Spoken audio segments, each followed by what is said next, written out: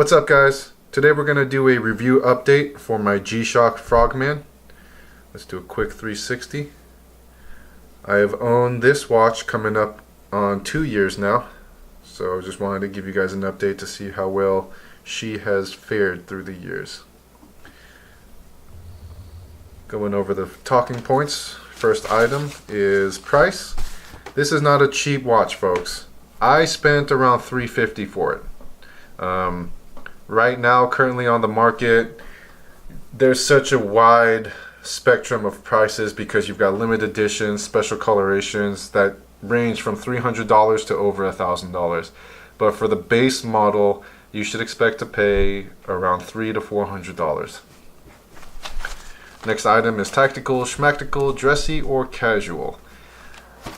This is a dive watch, so I don't know if I want to put it under tactical, but I could definitely see military divers or military operators using this very effectively.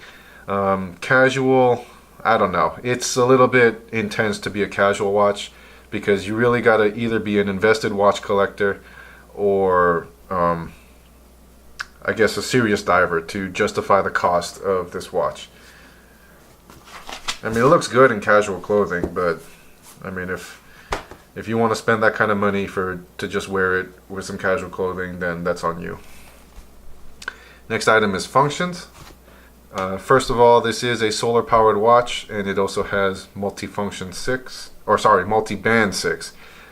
So it makes it very easy to adjust the time on this. You don't need to. It automatically syncs up every night as long as you get a radio signal. And for the main functions, let me zoom in here. So the mode button's right there. And starting off, you got log. This is where all your dive times are logged in. And we'll get to dive mode later. The tide function tells you when it's high tide or low tide. World time. Alarm. I believe there are four alarms and snooze. Stopwatch. There's your start and stop button. And there's a reset. So start, stop, and reset. Timer, and back to main time. This is your multi-band 6 screen. So it shows you that on June 7th at 1:04 in the morning, that's when it last synced up to the radio tower. And to get to dive mode, you just hold and press this button right here. You hold it and then you go into dive mode. And to start it, it's just like a stopwatch. You start the time, and this is how you calculate, or not calculate, but measure your bottom time. So at 3:54 p.m. you started your dive and you've been underwater for 15 seconds and counting. And to get out of it, you just hold and press the mode button again, and now you're out of dive mode. It's still counting, but you're just out of that screen. To get back to it, same thing. You just hold that button, and you see it kept time. And to stop it, you hold the stop button.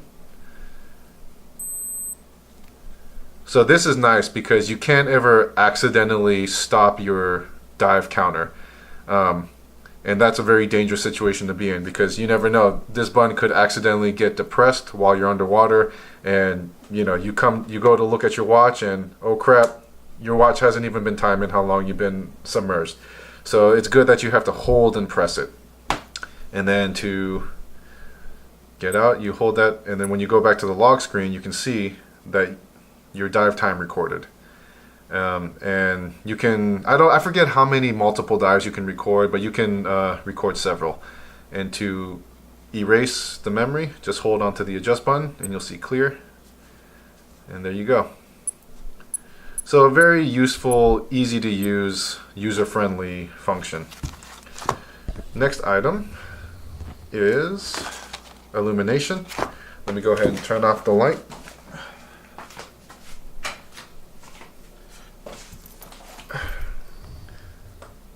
And there you go. Very pleasant backlight. Easy on the eyes at night.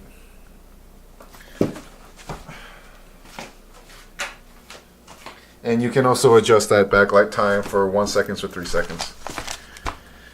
Next item is visibility. Great visibility, no complaints. Easy to see in the sun, easy to see in a dimly lit room at any angle. For standard Casio G Shock displays, there's really no complaints on visibility. Next item is button and crown placement. Fantastic.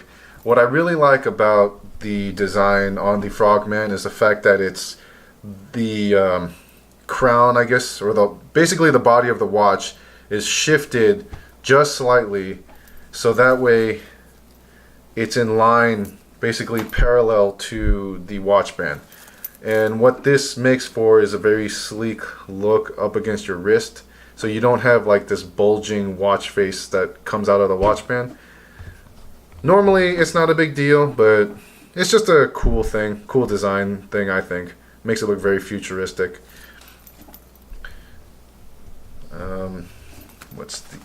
Oh yeah, but back to the button placement. Because of that, it's very difficult to accidentally press these buttons. And also these buttons back here, as you can see, they're well protected. So it has to be a dedicated, willing button press in order for you to press those buttons. Next item is band quality and comfort. Band quality is fantastic. I love the double clasp or dual clasp design, and just with these Master G watch bands, it's hard to find a better band. Comfort is also 10 out of 10. Next item, overall, and should you buy? So after 2 years of owning this, it's hard to tell somebody to buy this just because they need a watch, mostly because of price. But if price is not an issue for you, then yes, you should get this watch. Even if you're not a diver, if you're just a G Shock collector, the Frogman is kind of like the quintessential watch that you have to buy in order to consider yourself a G Shock collector. As a diver, I'm sure there's plenty of other watches that are far more capable than this one, but just as a get up and go without having some super fancy Wamidine dive computer, this is an excellent option. And I work with Navy divers a lot, and while they may not use this specific model, they swear by G Shocks for the watch that they wear when they go under, because they're just reliable, rugged, simple.